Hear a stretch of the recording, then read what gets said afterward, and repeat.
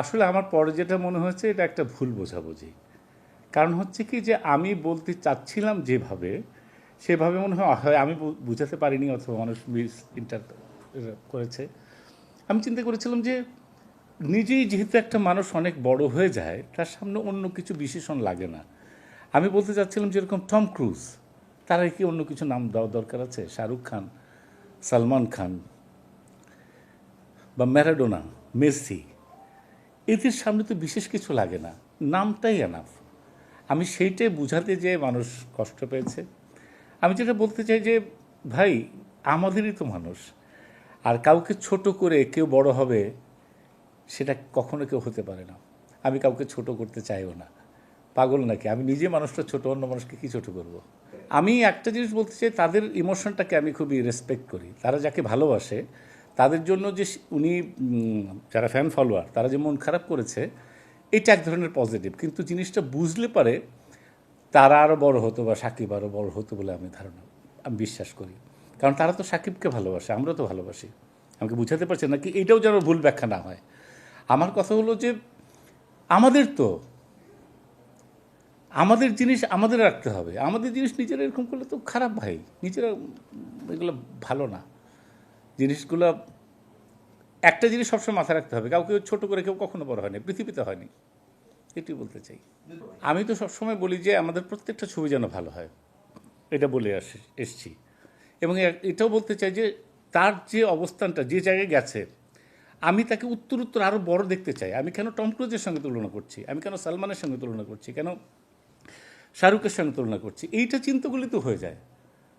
আমি তো অন্য কারোর সঙ্গে তুলনা করছি না, কারণ আমি চাচ্ছি যে এই বলয়টা ভেঙে আরও অন্য যাবে। তখন কিন্তু গর্ব আমারও হবে যে আমার দেশে একটা ছেলে আমার। এটা এটা আমি সবসময় বিশ্বাস করি। এটা নিজেদের ভিতরেও ভালো না, এবং এটা কেন কীভাবে হচ্ছে সেটি তো বুঝতে পারছি না। সেটি তো আমি চাচ্ছি না যে কখনো এগুলো হোক, এগুলো ভালো জিনিস না। আরেকটা জিনিস আমি ভয় পাই কোথায়, যে কোনো সাকসেসের পরে এটা ঠান্ডা মাথা কুল হলে বেটার। এইগুলো হানাহানি ভালো, এগুলো কখনোই ভালো না রে ভাই, এর ভালো জিনিসই না। ধর্মগ্রন্থে বলো, পড়াশোনায় বলো, সামাজিকতায় বলো। আমার ছবি যে উৎসবের মেসেজটা কি? কোনো কিছু না, রিফর্ম করে আবার ভালো করো। আমি তো আমার ছবি নেই বলছি, আমার ছবিটা আমি চাই আপনার উৎসব দেখেন, শুধু উৎসব না, প্রত্যেকটা ছবি দেখেন, ভুল বোঝাবুঝির অবসান হোক, সেটা চাই। এবং আমার বিশ্বাস যদি অনেস্টলি দেখেন, চিন্তা করলে পেয়ে যাবেন ভাইয়া।